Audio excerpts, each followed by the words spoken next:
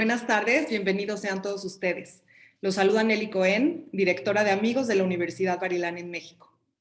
Para la Universidad Bar-Ilan, más allá de la excelencia académica, es muy importante el impacto global y a eso nos dedicamos día con día, impactando el futuro hoy. Además del firme compromiso de fortalecer la identidad judía para que el Estado de Israel siga llenándonos de orgullo como el Estado judío. Y eso es lo que hace única a la Universidad Bar-Ilan de cualquier otra institución en el mundo. Los invito a conocer nuestros proyectos que están cambiando al mundo. Síganos en redes sociales como Amigos de la Universidad Bar-Ilan, en Facebook, Instagram, YouTube y la página web, donde también encontrarán información de nuestros siguientes eventos y podrán ver esta y otras conferencias que hemos tenido ya grabadas. Hoy nos acompañan dos grandes personalidades y nos sentimos muy honrados de tenerlos de nuevo con nosotros. Ellos son el Doctor Kably y el Profesor Edelstein. Les agradezco profundamente su participación. El Doctor Alberto Kably es fundador y pionero de la especialidad de Biología de la Reproducción en México. Tiene una trayectoria asombrosa y además en los últimos meses ha sido pieza clave para el manejo de la pandemia y toma de decisiones dentro de la comunidad judía de México. Doctor, qué honor tenerlo nuevamente con nosotros. Le pido por favor que nos hable de la situación actual.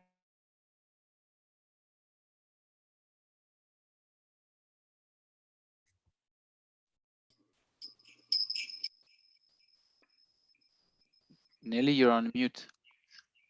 Nelly, no se oye, estás on mute.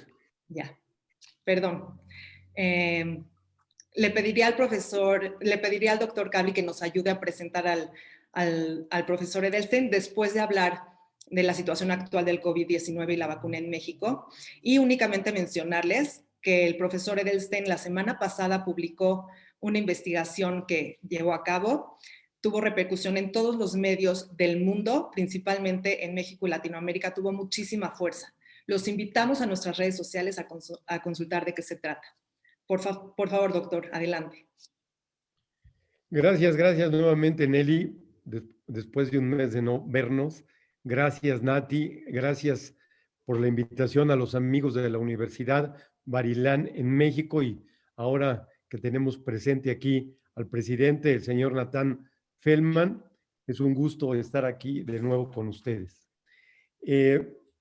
Antes de darle la palabra y presentar al doctor Edelstein, que ustedes ya conocen, voy a tomarme unos minutos porque ha habido muchas preguntas al respecto para explicar un poco lo que se considera la situación actual en México, tanto de la pandemia global como de la vacunación en el país.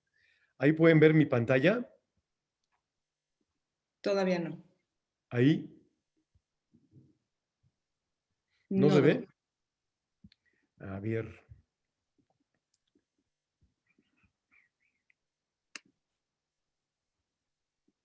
¿No ven? Ponle compartir pantalla. Ya le puse. A ver. Vamos a ver. Un momentito, por favor. Un segundito.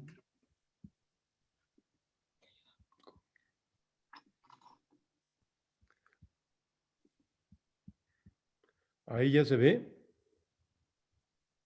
No, doctor. A ver. A ver, yo... minimizar Sí, esto. sí se veía, ¿eh? Sí se veía. ¿Sí? Sí, yo lo vi.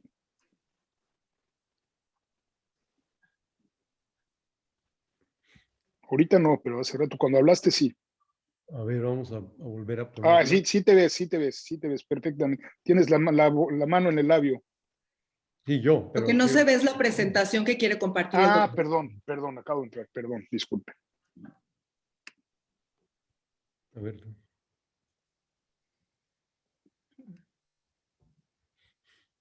A ver, help.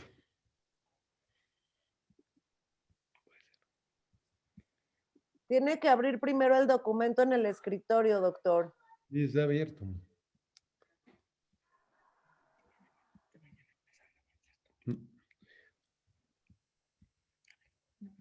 No hice compartir. Ahí estamos, Ahí estoy, lo que no... en el escritorio. Ok.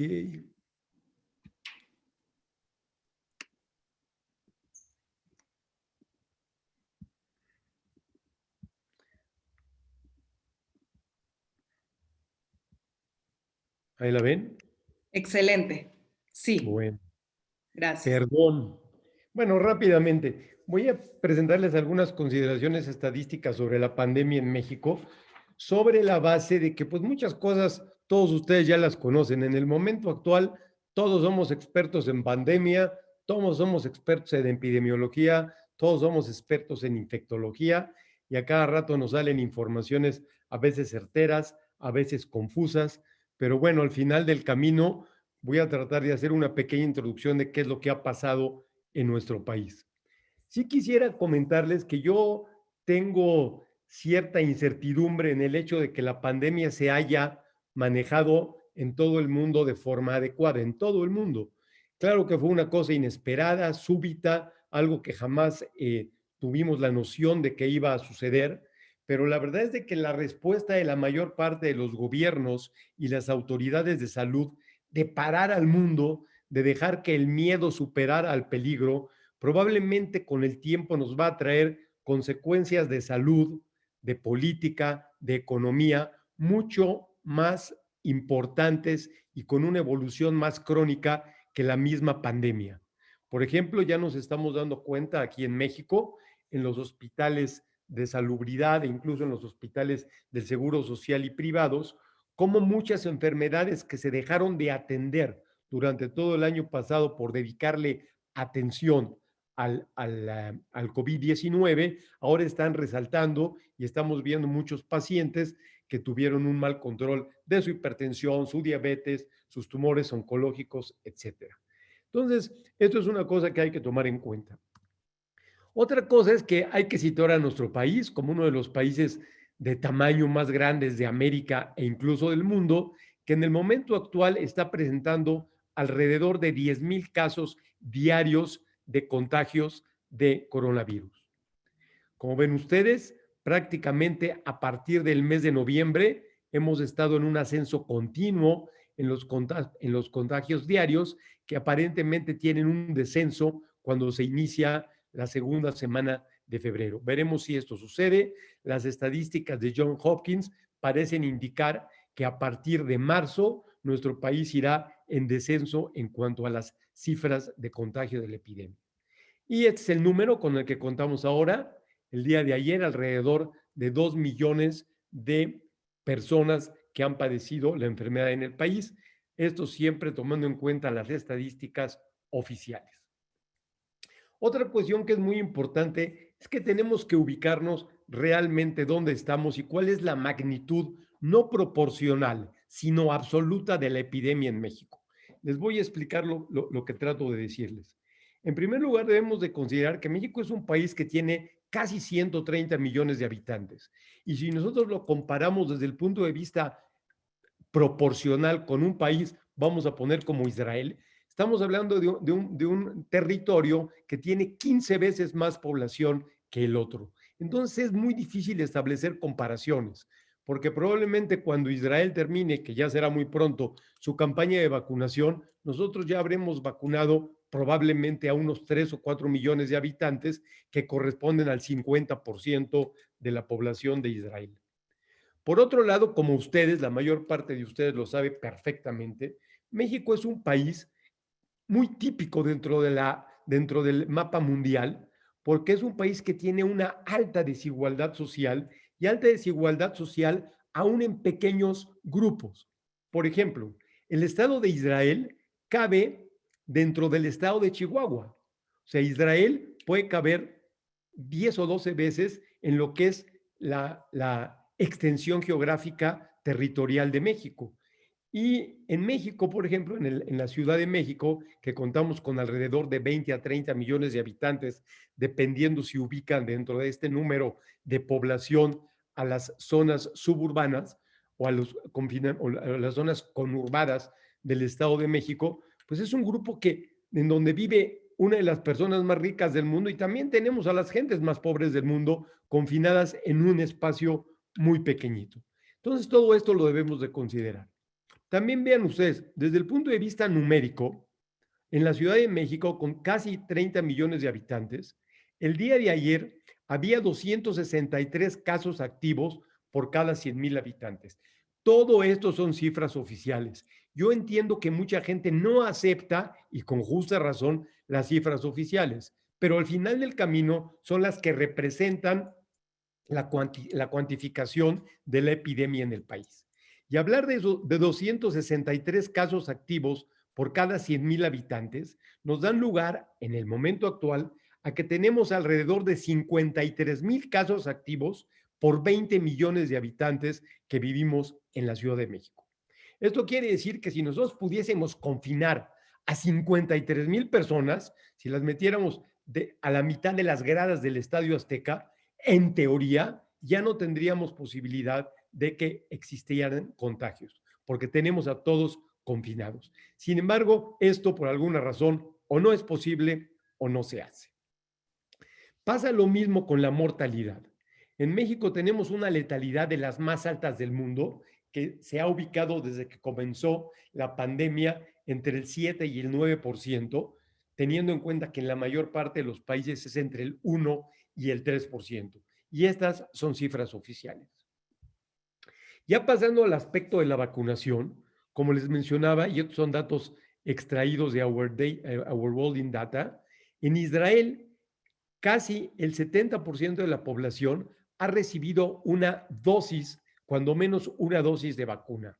Aquí en México, si ustedes ven, menos del 0.05% de la población ha recibido una dosis de vacuna. Y en los Estados Unidos, aproximadamente un 0.1% de la población ha recibido su dosis de vacuna. Aquí en México, como ustedes ven, cuando llegaron las vacunas, llegaron aproximadamente 600 o 700,000 vacunas, se pusieron en 7 días o 10 días y posteriormente ha bajado la importación de vacunas y en el momento actual prácticamente llevamos 2 semanas que no se aplican en el país.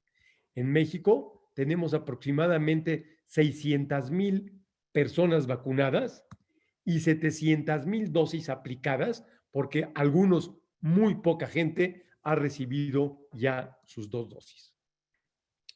¿Qué es lo que nos espera? En el momento actual, a pesar de que una buena parte de los médicos no hemos sido vacunados en el país, no hemos recibido ni la primera, y muchos médicos que han recibido la primera no han tenido la segunda dosis, a pesar de eso, ya se comenzó a anunciar la inmunización en los adultos mayores. Y aunque se habla de inmunizaciones masivas, aunque la palabra gubernamental dice que es masiva, la verdad es de que solamente se tienen previstas 875,000 dosis, que vienen siendo más o menos las que se deben de aplicar al 5% de la población de adultos de más de 60 años en el país. O sea, no tenemos un resguardo de dosis, cuando menos en el momento actual, para poder vacunar ni siquiera al 10% de los adultos mayores. Vean ustedes, por ejemplo, en números. En la Ciudad de México, habemos 1.5 millones de adultos mayores de 60 años. Y las vacunas que llegan entre hoy y mañana, o sea, entre domingo y lunes a México, solamente servirán para cubrir, porque son doble dosis, a 43,000 adultos mayores. Esto quiere decir que estamos muy rebasados en cuanto a la cuantificación de las vacunas. Si nosotros comparamos esto, por ejemplo, con otros países y hacemos el análisis de dosis aplicadas por día por cada 100 habitantes, vean ustedes que Israel, por ejemplo, aplica 1.23 dosis por cada 100 habitantes. Chile, que posiblemente pueda ser un espacio comparativo desde el punto de vista social y demográfico a México, tiene 0.74 por cada 100 habitantes de dosis aplicadas al día. México tiene un 0.01 de dosis aplicadas por 100 habitantes al día. Entonces, esto nos da idea de que la pandemia no solamente, si nos basamos en las dosis de vacunas aplicadas, no solamente no va a ser controlada en un plazo cercano, sino que muy probablemente quede como una enfermedad endémica dentro del país y probablemente dentro del mundo. Bien, con esta breve presentación voy a dejar de compartir pantalla. Si quieren quitármela.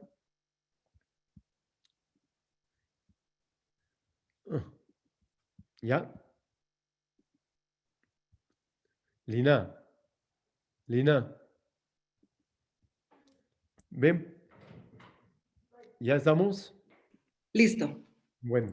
Le Voy a agradezco dejar, muchísimo, doctor. Fue muy interesante. Gracias de verdad. voy a dejar de compartir la pantalla y voy a presentar pues al profesor Michael Edelstein, que como ustedes saben, él vive en Israel, trabaja en la Universidad Bar-Ilan, es médico de salud pública, formado en el Reino Unido y especializado en enfermedades infecciosas y epidemiología en vacunas.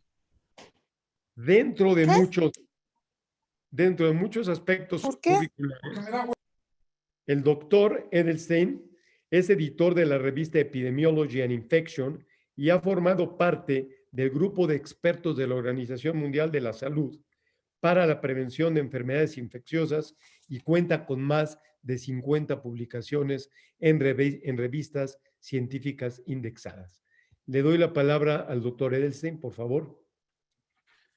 Thank you very much, Dr. Kably, for this introduction, and thank you for your overview of the situation in Mexico. I think it makes us realize that we're very lucky in Israel to have the access to the vaccines that we have, and we should remember that it's not like this everywhere in the world. I'm just going to share my screen. Hold on.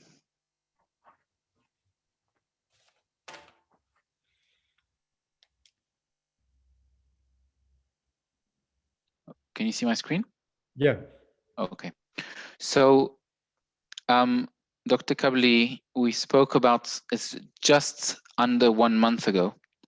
And last time we spoke, I discussed a little bit about the vaccine, the safety of the vaccine, the effectiveness of the vaccine, and the success in Israel. And I want to continue on this to talk a little bit more about the success in Israel, but also some of the challenges that we are now facing, because I think other countries, including Mexico, will face similar challenges when the time comes.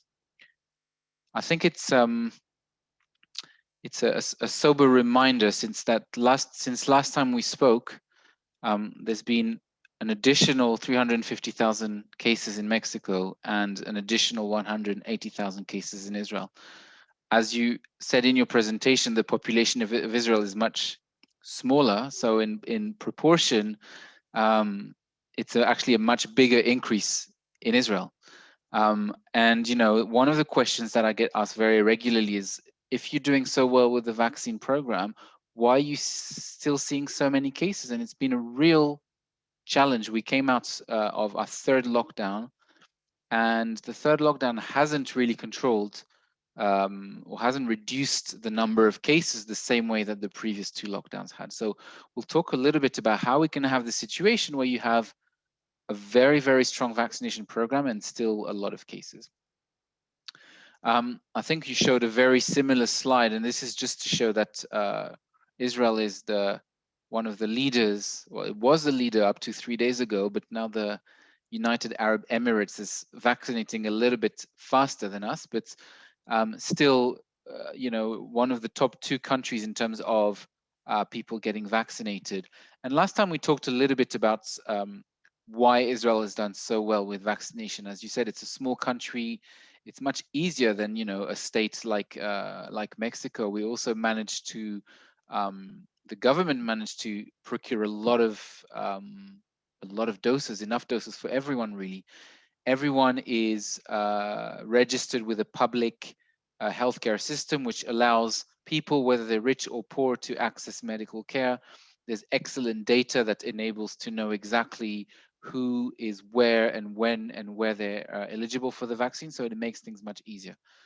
But it may be a little bit difficult to see on this graph, but things have slowed down a little bit. We started very, very well with up to 200,000 people being vaccinated every day. And now we're vaccinating about 50,000 people a day, which is still good, but not what the government would like. And this is unfortunate because the evidence that the vaccine is doing what it's supposed to do is becoming clearer and clearer by the day. What the data that is coming out of Israel and increasingly from other countries as well is that like what the clinical trials suggested, the vaccine is stopping people from being infected, is stopping people from being sick, and we're seeing a very big decrease in hospitalization and deaths in the groups that are mostly vaccinated, so the over 60s. But what we're also beginning to see, is what we were hoping for, which is that the vaccine is not just stopping people from being sick, but it actually stops infection and it stops people from infecting others, which is the best thing that you could hope for in a vaccine, and the way that most vaccines work. So if you vaccinated, not only are you protecting yourself from being unwell, but you're also protecting others from being infected. So great news. Nevertheless, the enthusiasm has slowed down. So how can we have this situation where we're seeing every day in the news how 30–40% of the population in Israel is vaccinated, and yet we're still seeing 5–6,000 cases a day, which, if you put it in proportion compared with Mexico, is actually much more. And the way to understand this is by digging a little bit deeper in the data and look at not just how many cases occur every day, but how many cases occur in which age groups and who is vaccinated. And this is what you see. If you look on the left side, you can see that among those who are over 60, the proportion of people vaccinated is very high. It's more than 80%. This is a group that is now very, very well protected against COVID through vaccination. But in the younger age groups, those under the age of 60, the proportion are much, much lower, and they're not high enough to stop transmission, and they're not high enough to protect everyone. So when you actually look at the number of cases and the number of hospital admissions by age, what you see is that if you only look at those who are well vaccinated, those over 60, the number of new cases and the number of new hospitalizations is going down very, very rapidly. And this is already 1 week old, this data that I'm showing you. And in 1 week, it's even better. I mean, the rate in this group is very, very low. And for the first time this week, there are more young people in hospital with COVID than older adults with COVID, because the older people are protected by the vaccination. But what we're seeing is in the younger age group, which is less vaccinated, you don't see this effect. You don't see this decrease because they're not vaccinated to the same extent. So this shows us that really the way to get out of this pandemic is for everyone in all age group to reach the same levels of vaccination of 80% or more that we're seeing in the over 60. And if that happens, we will start seeing decreases the same way we're seeing in the over 60 in all age groups. So this is a very useful lesson for other countries, that you cannot focus on one group to control the pandemic. You need to vaccinate everyone. And this is data that my team, my research team, is putting together, looking at not just age, but also different groups in Israel. As you know, the population in Israel is very diverse, and we have Jewish population, we have Arab populations, and within the Jewish population, we have ultra-Orthodox population and a more secular population.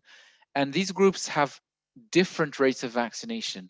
And the interesting thing is that in every age group, both the Arab population and ultra-Orthodox population is less vaccinated than the sort of general population. But what is even a little bit more concerning is that the gap is bigger and bigger as you get younger. So meaning that the younger people, whereas older people, regardless of what group they belong to, they tend to behave more similarly and get vaccinated, even though there are differences. When you get to the younger age groups, the differences become bigger, and there's less, there are less young people in proportion in the Arab and ultra-Orthodox population that get vaccinated than their counterparts in the general population. So this is something that is important, because you will need specific approaches to encourage these groups to get vaccinated. And it's not very surprising, because if you think of what happened with vaccination, it's not different from any other innovation, any new thing. You know, iPhones came into the world, and you always have a small group of people that are very, very enthusiastic about new things, whether it's iPhones or vaccination or anything. And they are what we call the innovators or the early adopters, and they will make a special effort to try and get it. They will make a special effort to get the vaccine. And this is what we see in the early stages. What you see is the most enthusiastic people rushing to get vaccinated. And this is why you saw this very, very rapid increase in vaccination. But once these early adopters are vaccinated, you get to the majority of the population that is, they are happy to be vaccinated, but they're not going to make a special effort to do it. They will do it if it's easy for them, if their doctor is close by, if it's free, if it doesn't take too much effort.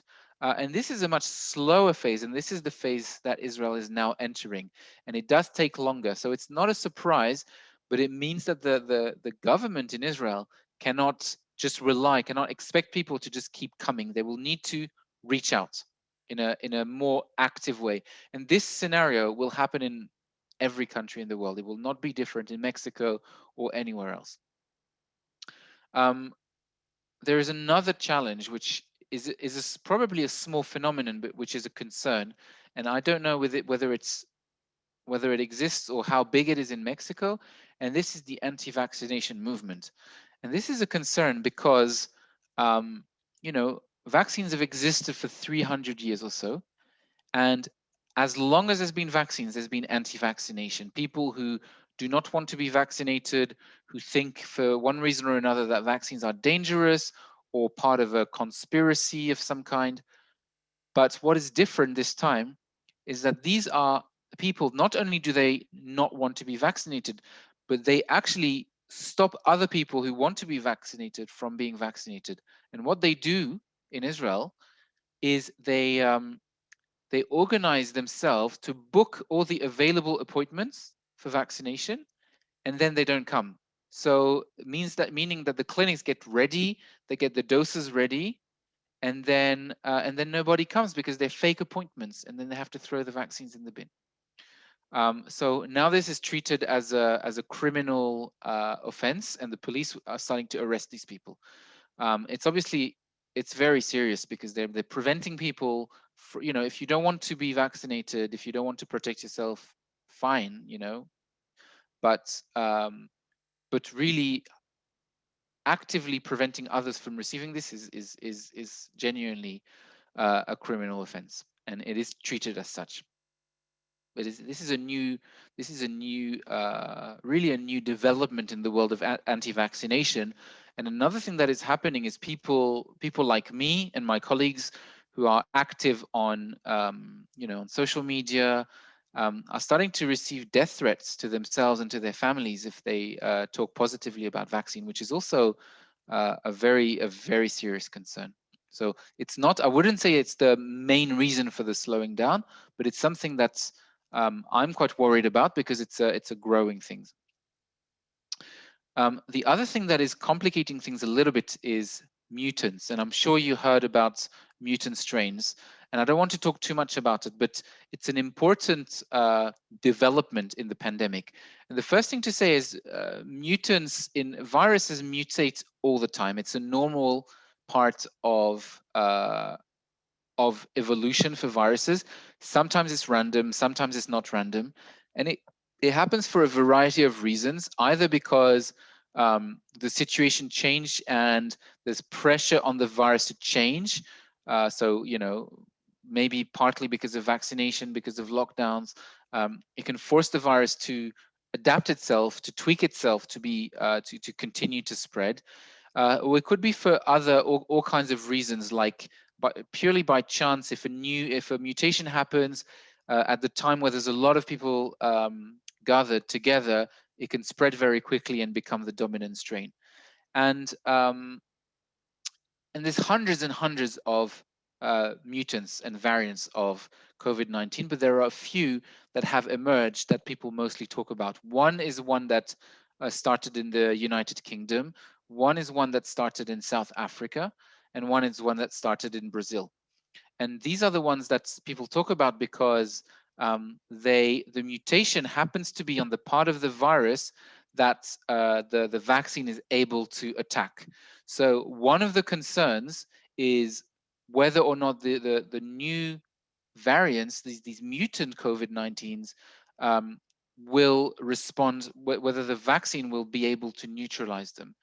And it seems to be that according to the latest evidence that the World Health Organization has gathered, the answer is yes, that at least for the United Kingdom variant and the South African variant, the vaccines do work, maybe a little bit less against the South African variant.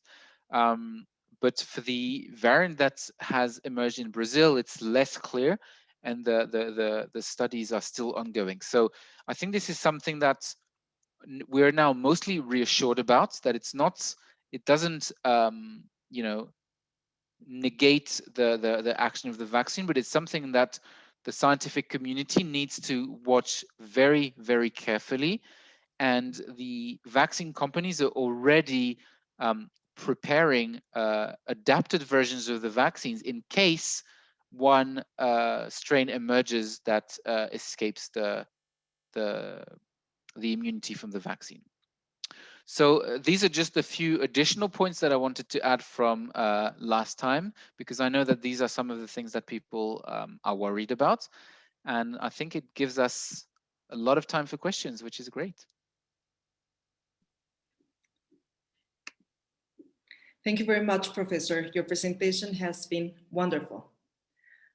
En este momento, el doctor Kably terminará de reunir todas las preguntas que tenemos pendientes.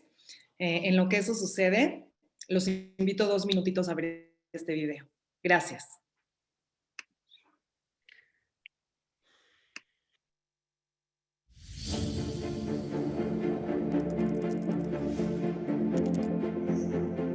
Our world is intriguing and challenging. It arouses a burning desire to understand its laws, study complex processes, discover and develop new worlds.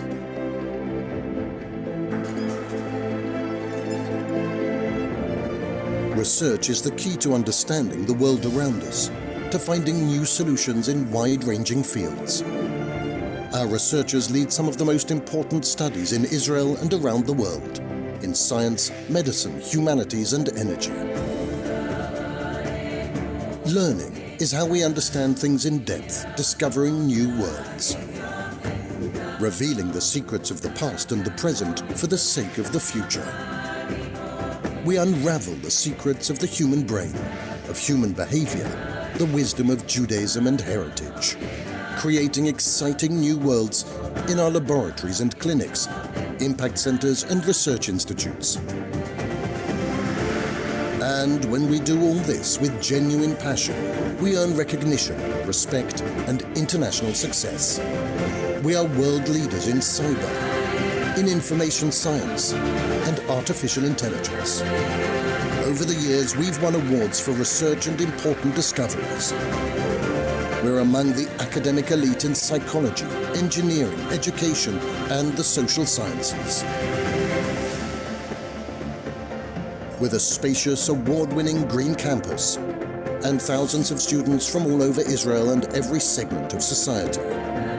Bar-Ilan University, grooming future generations of academia, leading leading excellence and trailblazing innovations.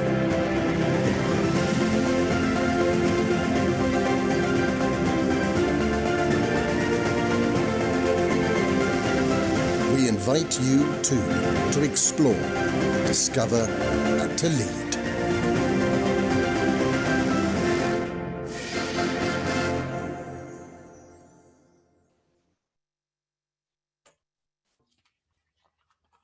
Muy bien. Bueno, pues vamos a dar, si me lo permiten, he hecho un resumen de las preguntas que con más frecuencia se hacen. Algunas de ellas, el doctor Edelstein ya las contestó, pero bueno, vamos a remarcar, Dr. Edelstein, some of the questions that I have here from the audience, many of them you have already answered, but there is one of them that is very popular, universal, the first one that everybody asks about, and it's, again, about the efficacy of the vaccines on the new forms of the virus. Can you remark something about that? Because the people is very excited about that thing. Yes. So as I mentioned, I mean, it is one of the concerns that a strain emerges that is not covered by the vaccine. And what we've seen so far, the two most common strains, apart from the original strain, is what we call the British, well, then the strain that started in Britain and the strain that started in South Africa. And what we know from these two is that they are more infectious, so they are more likely to transmit than the original strain, which is why we're seeing in Israel, for example, where the British strain is about 50% of the cases, we're seeing it's more difficult to control using lockdowns than in previous lockdowns. However, with regards to the vaccine, it seems that all the evidence that we've seen so far for these two strains suggests that the vaccine is efficient and does stop the British strain and the South African strain. The response to the South African strain is a little bit lower, perhaps, at least with the Pfizer vaccine, but because it's very hard to know what a lower response means in terms of actual protection in real life. The consensus in the scientific community is that the vaccines are protective against the South African and the British strains, particularly the Pfizer and the Moderna vaccine. The AstraZeneca vaccine is a little bit less clear. And with the Brazilian strain, which is a third strain, which emerged in Manaus, I don't know if this was well popular in Mexico, but this is another strain that is a concern. That is ongoing, and it's still not entirely clear to what extent the vaccines are protecting against again this Brazilian strain. Okay, perfect. Another question is if you recommend a particular brand of vaccine. I don't know if you know, but in Mexico we are going to have the Russian vaccine, the China vaccine, and AstraZeneca. Then our choices are of those kind of vaccines. Do you recommend some particular in case that we can choose? So the first thing I would say is that all the vaccines that are on the market will have been licensed, and that means that they are safe and they are effective. And in many instances, there may not be a choice. Especially initially, you may only have access to one vaccine because particular clinics, particular regions will have access to one. My recommendation is at this stage to take whatever vaccine you are offered, because there are some small differences, and I can mention some of them, but I would say that the most important thing, if you have, for example, the choice between a vaccine that is 70% effective now and a vaccine that is 90% effective in 3 months, I would take what is what you can get now, because the additional protection is less than the time you wait at additional risk. Now, if you're telling me that you are in a clinic and you have all the vaccines lined up in front of you, and you can choose, that is a different scenario. What we do know, first of all, the Chinese vaccines I really don't know much about, so I'm not going to comment on. The evidence from both the Russian vaccine and the Pfizer vaccine is very high efficacy, around 92% against disease with 2 doses. It seems that the efficacy for the AstraZeneca vaccine is a little bit lower. However, there is evidence that the AstraZeneca vaccine also protects very well against infection and transmission, not only individual protection. So it may be that the individual protection is lower, but then if more people take the AstraZeneca vaccine, the population protection is higher. So actually, it's very, very hard to answer, because there are many factors. There's the individual protection and there's the indirect protection, and it depends who does what. So I think my final answer to the question is take what vaccine you are offered. Okay, thank you. Another one, what happens if you get vaccinated while having COVID? Okay. And you don't know that you have it.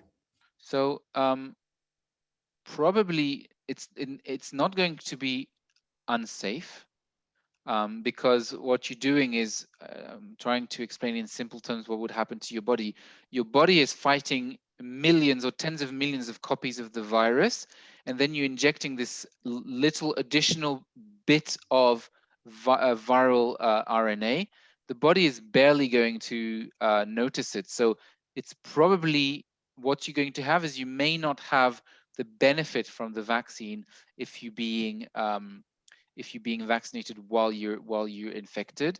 Generally, the recommendation in most countries is to wait about a month after infection to get vaccinated. We've just, I think Nati mentioned a study that we just released that I led with my team, showing that after infection, a single dose of vaccination gives you a very, very strong immune response. So the recommendation would be that after you recover, or if you didn't know that, if you didn't have symptoms, after 1 month after your positive test, that you receive another dose. Perfect. And something that is related to this, since the full doses are already applied, can you go out with a mask? Are you still transmitting the virus to others? Can you? So no vaccine is 100% effective. What it does is it reduces the risk of being sick by about 95% for the Pfizer vaccine and the Russian vaccine. And it reduces the risk of transmission, from the evidence we have from AstraZeneca, from about 70%. So while the risk is much, much lower once you're vaccinated, it is not zero. And I think especially in a country like Mexico, which realistically, it will take time to vaccinate everyone, which means that you will have this period of months where a part of the population is vaccinated, but the majority is not vaccinated, and the virus continues to circulate. At least during this time, it is advisable, and I'm sure all governments are recommending that even if you're vaccinated, you continue with the same measures that you are doing now, which is wearing a mask, social distancing, regularly washing your hands. There may be situations where you can relax these. For example, if, I don't know, you're a grandparent and you want to see, or a parent and you want to see your children and everyone is vaccinated, then it's probably okay to, it's much safer to be together, to hug, etc. But in general life, when you go outside to the shopping center or wherever, you should continue absolutely with the same measures until we're confident that the levels of disease are very low. Okay. And how long does the immunity from the vaccine last? Do you have any date? We don't have, well, the vaccines have only existed for about a year. So the maximum we know is about a year. So if you look at the trials, they followed patients for 8-9 months. Sorry, and they showed that after this this duration of time, people were still protected. In the study that we just released, we showed that people who were infected were after up to 10 months, they still had protection. So you could imagine that the vaccination would give you something along the same lines. But what we know from other coronaviruses is that the immunity doesn't last the entire life. Some vaccines, like measles vaccination, hepatitis A vaccination, the immunity lasts for 20-30 years, sometimes more. We don't think that it's going to be that long for coronavirus. We don't know yet. We don't think it will be that long. It may be 2, 3, 4 years. We don't know yet. Okay. And another question that is very common. Do you think that in a short term, we'll have a medication for treating COVID? So there are several medications that exist. There's there's no cure, but there are medication that seriously reduces the risk of being very sick of dying if you're in hospital. One of them is a very simple drug called dexamethasone, which was discovered early on in the pandemic, which reduces the risk of death by about 30% in the most severe patients. Now there are more treatments, monoclonal antibodies, antivirals. A lot of them are coming out of Israel, actually, which again will be an additional weapon against the pandemic. But these drugs do not stop transmission. What they do is, in people who are severely ill, they reduce the chance of very serious consequences. So they can help manage the outbreak, but they cannot stop the outbreak by themselves. Okay. And another one. If for any reason a person couldn't have the second dose after 2 months, let's say, what to do? You get it as soon as possible. So there's no time limit after which the second dose is no good. Actually, in a sense, the more you wait, the stronger the response will be. The minimum is 21 days, according to the manufacturers, for most of the vaccines. But if you wait longer, you will still get this boost response, and you will get a better boost response. The reason to keep it close is to limit the period where you only have the protection from one dose. But if you can't get it after 1 month, get it after 2 months. And if you can't get it after 2 months, get it after 3 months. Okay. And it's enough. You don't have to repeat. No. Okay. Okay. And there I have a couple more questions. One is about a special group, let's say children and young people. What about the vaccine in that kind of population? Very good question. So the clinical trials did not include children, and the vaccine at the moment is not licensed in children. In Israel, they're vaccinated from 16 years of age, and they're thinking of extending down to 12 years of age.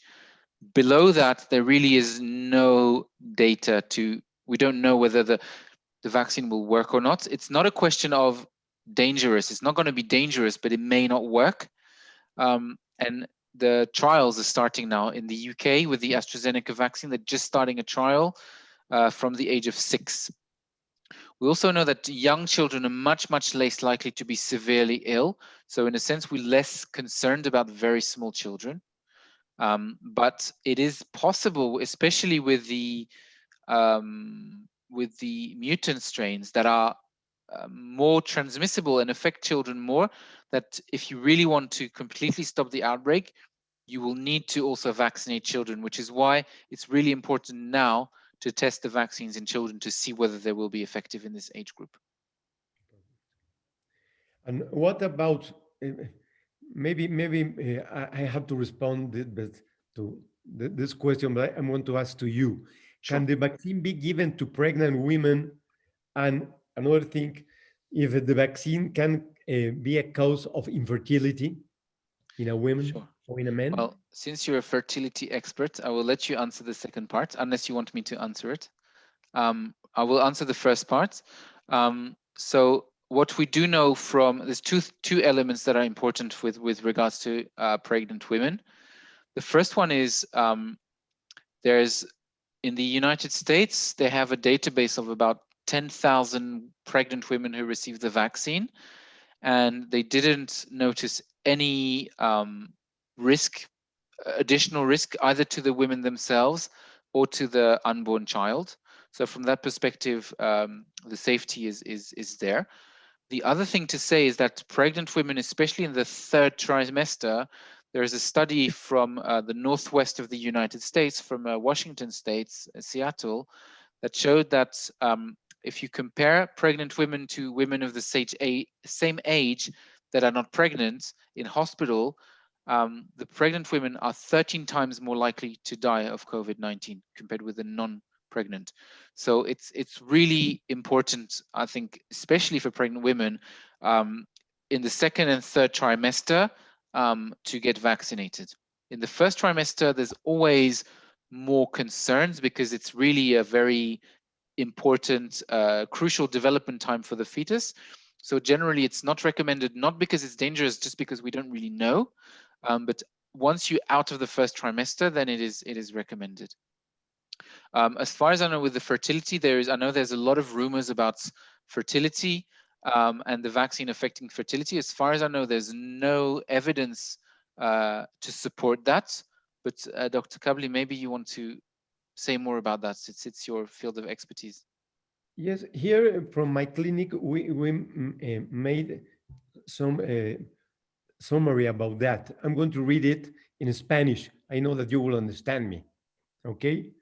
Que esto trata sobre si la vacuna puede causar infertilidad, tanto en hombres como mujeres, y esto está basado en comunicados hechos por el American Society of Reproductive Medicine y la Sociedad Europea de Fertilidad. Durante los últimos meses ha surgido una gran preocupación por parte de las pacientes, ya que existen rumores que las vacunas pueden causar infertilidad.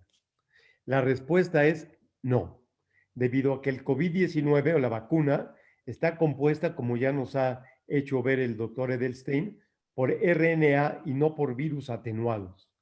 Actualmente se conoce bien el mecanismo de acción de las vacunas y los datos de seguridad deben brindar tranquilidad con respecto a las vacunas. Es por ello que se considera que la vacuna contra COVID-19, independientemente de la marca, no causa mayor riesgo de infertilidad. No disminuye en las mujeres la reserva de óvulos en los ovarios, ni afecta la calidad espermática en los hombres. No causa abortos, ni partos prematuros, ni muertes fetales, ni anomalías congénitas. El American Society of Reproduction Medicine y la Food and Drug Administration permiten la vacunación en personas embarazadas, como ya lo mencionó el doctor, en parejas que están en tratamientos para buscar el embarazo. Dentro de las recomendaciones europeas, no se contraponen ni se contraindica la realización de procedimientos de reproducción en pacientes que son vacunados contra COVID-19. I know that you understood me. I don't know if you agree with me. I agree with you. Okay. And Nelly, I think we have the resume of all the questions. If you have any other that you can say to Dr. Edelstein, if not, for me is everything. I don't know, Nelly. Muchas gracias, doctor. Thank you very much, Professor Edelstein. Entiendo que hay más personas que se quedaron con dudas. Lamentablemente el tiempo se nos terminó. Los invito, por favor, a que nos sigan en las redes y si se quedaron con alguna pregunta, envíenla y con mucho gusto haré la labor de mandar al profesor Edelstein y nos la pueda responder. Professor, it has been such an honor to have you twice with Amigos de Bar-Ilan en México. Thank you very, very much. Doctor Kably, un verdadero placer compartir esta experiencia con usted por segunda vez. Le agradezco honestamente su apoyo y su participación. Antes de que se vayan, les quiero compartir que el 15 de marzo tendremos otra conferencia espectacular con el tema del Día Internacional de la Mujer. Nos va a acompañar la doctora Efrat Levi-Lahad, ganadora del prestigioso premio EMET del Hospital Shaare Zedek. Y por parte de la Universidad Bar-Ilan nos va a acompañar la profesora Orna Sazón-Leví, consejera del presidente Ariel Saban de la Universidad Bar-Ilan, con especialidad en el tema de género. Ella es experta también en el tema de la mujer en el ejército. Va a ser una conferencia muy enriquecedora. Los invitamos a todos y a todas a que nos acompañen, por favor. Muchas gracias y que tengan muy bonito domingo. Gracias. Muchas gracias. Thank you. Muchas gracias. Gracias, profesor.